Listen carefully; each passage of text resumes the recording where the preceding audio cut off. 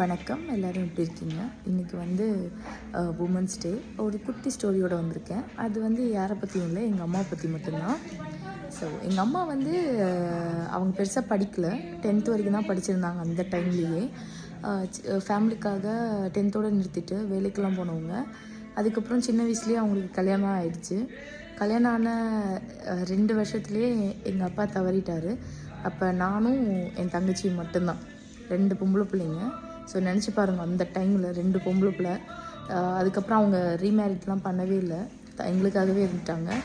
எங்கள் அப்பா இறந்ததுக்கப்புறம் எல்லோரும் என்னென்னமோலாம் சொன்னாங்க, எப்படி பொம்பளை பிள்ளையை வளர்க்க போகிறீங்க அப்படி இப்படிலாம் சொல்லிவிட்டு.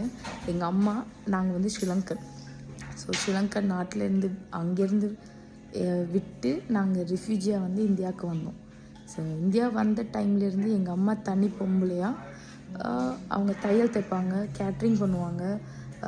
அந்த டைம்லலாம் அந்த பூவெல்லாம் தைப்பாங்க, இதில் அந்த டிசைனர் ஒர்க் மாதிரிலாம் சொல்லிட்டு தனியாக ராப்பாக்கெல்லாம் உழைச்சி எங்களுக்காக வேலை செஞ்சு எங்களை படிக்க வச்சு, இப்போ அவங்க சொந்த காசில், யாரோட உதவியும் இல்லாமல் சொந்த காசில் எங்களை வெளிநாட்டுக்கு அனுப்பி இங்கே நாங்கள் இப்போ நல்லபடியாக இருக்கிறோன்னா எங்கள் அம்மா தான் காரணம். அவங்க ரொம்ப ஸ்ட்ராங் லேடி. ஆக்சுவலி அவங்க எல்லாருக்குமே ஒரு இது இருக்கும். நான் யாரையும் குறை சொல்லலை, அக்கா தங்கச்சி பெரியவங்க எல்லாருக்குமே, எல்லா லேடியுமே வந்து ஒரு வகையில் வந்து அவங்க சிறப்பான இருப்பாங்க. பட் நான் வாழ்ந்து என் கண்ணால் பார்த்தது வந்து எங்கள் அம்மா தான். எங்கள் அம்மா ஒரு ஸ்ட்ராங் லேடி.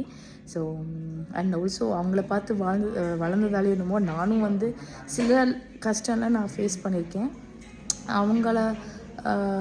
பட் ஆனால் அவங்கள கம்பேர் பண்ணும்போது நாங்களாம் வந்து கம்மி தான்.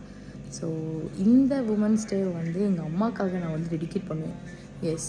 ஸோ எங்கள் அம்மா வந்து இப்போ வரைக்கும் அவங்க சொந்த காலில் தான் நிற்கிறாங்க. என்ன தான் நாங்கள் காசு அனுப்பினாலும் அவங்கள பார்த்துக்கிட்டாலும் வேலை செஞ்ச உடம்பு இல்லையா, இருக்க மாட்டாங்க, வேலை செஞ்சுக்கிட்டே இருப்பாங்க. இப்போயும் அவங்களுக்கு ஒரு தையல் கடை இருக்குது, செய்வாங்க. நாங்கள் இங்கேருந்து காசு அனுப்பினாலும் செஞ்சுக்கிட்டு தான் இருப்பாங்க. ஸோ எங்கள் அம்மா மாதிரி இருக்கிற எல்லா அம்மாக்களுக்கும் சகோதரிகளுக்கும் இனிய மகளிர் தின நல்வாழ்த்துக்கள். And wish you all. உங்களுக்கு பிடிச்சதெல்லாம் செய்யுங்க, சந்தோஷமாக இருங்க.